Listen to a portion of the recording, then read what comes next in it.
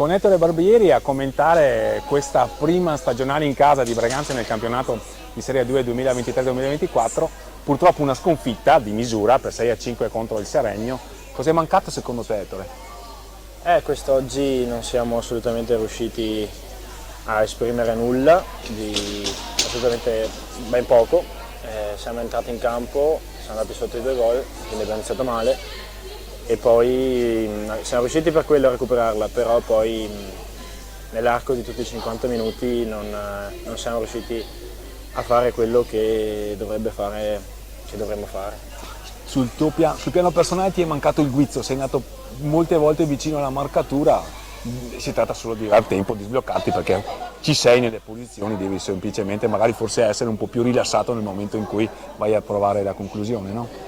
Sì, poi sì, dal punto di vista personale hai detto bene, ha marcato il gol, però oggi c'è da dire che è mancato veramente, non vorrei dire, forse anche un po' l'atteggiamento, perché entrando e prendendo subito 2 gol vuol dire che non siamo entrati con la testa giusta e quindi poi di conseguenza tutta la partita è andata di conseguenza dall'inizio e dal nostro atteggiamento che non è riuscito a cambiare nell'arco dei 50 minuti. Come sta Giovanni Dalla Pietra?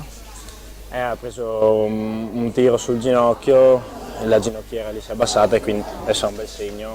Non riusciva a pattinare, non riusciva a spingere e riesce un po' a muoverlo, però no, non è riuscito a entrare nel secondo tempo. Sabato scorso, ricordiamolo, però l'importante affermazione in trasferta contro una squadra accreditata dagli addetti ai lavori addirittura per il salto di categoria. Questa sera un passo falso, la possibilità di rifarvi subito a Correggio domenica prossima, è un campionato importante per fare esperienza, per crescere, per dimostrare quello che valete.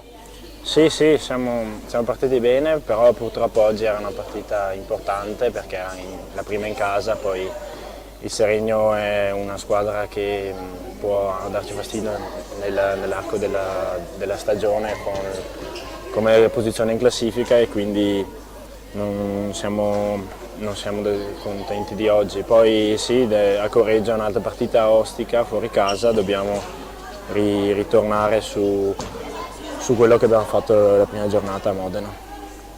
Una settimana di lavoro e poi sotto di nuovo un'altra partita. Sì. Grazie Ettore e buona serata. Grazie a te, ciao Fausto.